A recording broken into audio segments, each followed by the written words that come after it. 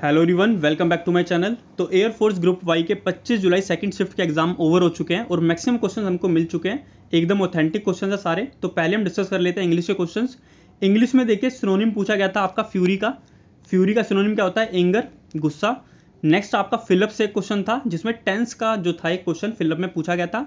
वहां पर आपको प्रेजेंट इंडेफिनिट या पास्ट परफेक्ट का यूज करना था, जो होता है ना कंडीशनल बेस पे कि पहले प्रेजेंट इंडेफिनिट आएगा उसके बाद पास्ट परफेक्ट आएगा। इस तरीके का क्वेश्चन एक आ रखा था फिलअप में टेंस से रिलेटेड।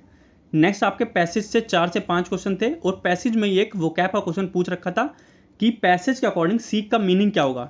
ये क्वेश्चन आपका पैसेज में पूछ रखा था। ठीक है। मोडाल से एक क्वेश्चन था फिलअप में, you have travelled a lot, you dash be tired up. तो यहाँ पर कौन सी सूटेबल मोडाल आएगी ये आपको बताना है। अगर आपके पास ऑप्शन है तो कमेंट में मेंशन कर दीजिएगा, उसके अकॉर्डिंग इसका आंसर पता चल जाएगा। ठीक है। एक और पूछ रखा था वोकैब से क्वेश्चन, सिनोनिम पूछ रखा था एप्रिशिएट का। ठीक है। तो वोकैब के ज़्यादा क्वेश्चन आ रहे हैं, दो क्वेश्चन वोकैब के, कम से कम 4 क्वेश्चन वोकैब के पूरी शिफ्ट में पूछे गए थे, ऐसा बताया गया है। अपोजिट वर्ड एंटोनिम पूछा गया था इनिशिएटिव का। इनिशिएटिव मतलब स्टार्ट करना, तो इसका अपोजिट हो जाएगा फिनिश। ठीक है। या फिर ऑप्शन के अकॉर्डिंग जो था वो देखा जाएगा। नेक्स्ट आपका फिलअप से एक और क्वेश्चन था, they dash cricket in the evening. तो प्ले आएगा, प्लेज आएगा, हैज़ प्लेइंग आएगा।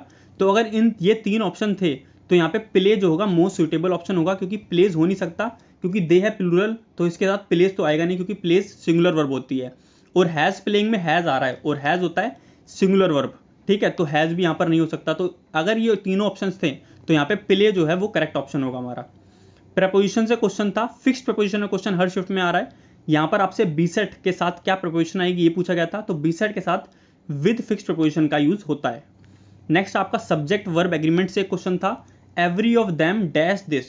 तो एवरी ऑफ, वन ऑफ, ठीक है, जहां पर भी यूज होते हैं उनके बाद जो ये देम है ये तो प्लूरल होता है, जो प्रोनाउन होता है वो प्लूरल यूज होता है, बट जो उनके बाद वर्ब होता है वो सिंगुलर होता है। तो यहाँ पे डिजायर्स जो होगा वो करेक्ट आंसर होगा।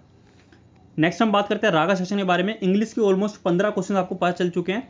9 क्वेश्चन मैंने आपको डायरेक्ट बताया और 4 से 5 क्वेश्चन पैसेज के आए थे। इसके अकॉर्डिंग 15 क्वेश्चन जो थे वो ये थे इंग्लिश के। उसके अलावा आपको कोई क्वेश्चन पता है इंग्लिश का तो वो कमेंट में मेंशन कर दीजिएगा आप। नेक्स्ट हम बात करते हैं रागा के बारे में। रागा हम बात करते हैं जीके में कौन कौन से क्वेश्चन आए थे। तो ज्ञानपीठ अवार्ड के बारे में क्वेश्चन पूछा गया था। ज्ञानपीठ अवार्ड किसको मिला था? नीलमणि फूकन को अभी फिलहाल ज्ञानपीठ अवार्ड मिला था। अगर पहले वाला पूछ रखा था तो वो मिला था दामोदर मोजो को। ठीक है। पहले वाली शिफ्ट जो इससे हुई थी उसमें आपसे पूछ रखा था विंटर ओलंपिक कहाँ पे होने वाले हैं, और अभी वाली शिफ्ट में पूछा गया था समर ओलंपिक कहाँ पर होंगे। तो पेरिस 2024 में पेरिस में समर ओलंपिक्स होने वाले हैं। ठीक है। नेक्स्ट आपका पूछा गया था सत्यमेव जयते जो स्लोगन है आपका वो कहाँ से लिया गया है? उसे मुंडका उपनिषद से ग्रहण किया गया है। नेक्स्ट आपका क्वेश्चन था चीफ मिनिस्टर के बारे में कि गुजरात के चीफ मिनिस्टर कौन है? भूपेंद्र पटेल चीफ मिनिस्टर है हमारे गुजरात के फिलहाल। नोबेल प्राइज से क्वेश्चन आ रखा था कि लिटरेचर का नोबेल प्राइज किसे मिला है? तो अब्दुल रजाक गुरनाह को लिटरेचर का नोबेल प्राइज अभी 2021 में मिला था। नॉन वर्बल से 5 से 7 क्वेश्चन आए थे ऐसा बताया गया है। तो एक एवरेज लिया जाए तो 5 क्वेश्चन तो पूछे ही जा रहे हैं नॉन वर्बल रीजनिंग के, और काफ़ी अच्छे क्वेश्चन थे। जो ऑप्शन है वो काफ़ी ज़्यादा कन्फ्यूजिंग आ रहे हैं। आपको 2 ऑप्शंस बचेंगे एंड में, उनमें आपको चूज करना पड़ेगा कौन सा करेक्ट आंसर होगा। तो कोई भी क्वेश्चन जो आपको एक बार में हिट नहीं हो रहा है उस पर ज़्यादा टाइम वेस्ट ना करें। मैं हर बार रिव्यू में आपको बता रहा हूँ कि टाइम मैनेजमेंट बहुत अच्छे से करिएगा, क्योंकि हर क्वेश्चन सेम मार्क का है तो आपको मैक्सिमम मार्क स्कोर करना है। किसी एक क्वेश्चन को सॉल्व करने से कोई बेनिफिट नहीं होगा, उतने टाइम में आप आगे 2-3 क्वेश्चन देख सकते हैं, तो इसका ध्यान रखिएगा। फुल फॉर्म पूछा गया था पीडीएफ का, क्या होता है? Portable document format. Full form का एक क्वेश्चन हर शिफ्ट में आ रहा है। अगर आपको कोई मटेरियल है फुल फॉर्म से रिलेटेड तो उससे एक बार पढ़ लीजिएगा। इससे पहले वीओआईपी, आईएसपी, इन सब का फुल फॉर्म भी पूछा गया था। ये देखिए कल ये क्वेश्चन पूछा गया था, आज फिर से क्वेश्चन रिपीट हुआ है कि संविधान के भाग 4 में क्या बताया गया है। तो संविधान के भाग 4 में directive principles of state policy, जिसे हम कहते हैं राज्य के निर्देशक सिद्धांत, इनके बारे में बताया गया है। ठीक है। इंडियन डेजर्ट से कोई क्वेश्चन था कि कौन सा डेजर्ट इंडिया में है, थार वगैरह या सहारा।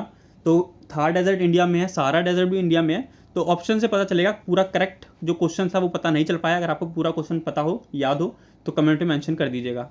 एनालॉजी से एक क्वेश्चन था, पजल टाइप में एनालॉजी पूछ रखी थी, और जो ब्लड रिलेशन का क्वेश्चन था वो थोड़ा डिफिकल्ट टाइप का आया था, ऐसा बताया गया है। कोडिंग डिकोडिंग से एक क्वेश्चन था। एंगल से एक क्वेश्चन था। 8:35 शायद टाइम दे रखा था और आपको एंगल बताना था घड़ी की दोनों सुइयों के बीच में क्या एंगल बनेगा। सिंपल फॉर्मूला जो होता है उससे आप ये क्लॉक का क्वेश्चन कर सकते थे। मैथ कैलकुलेटिव आ रही है जैसी पूछी जा रही है आज सुबह से ही।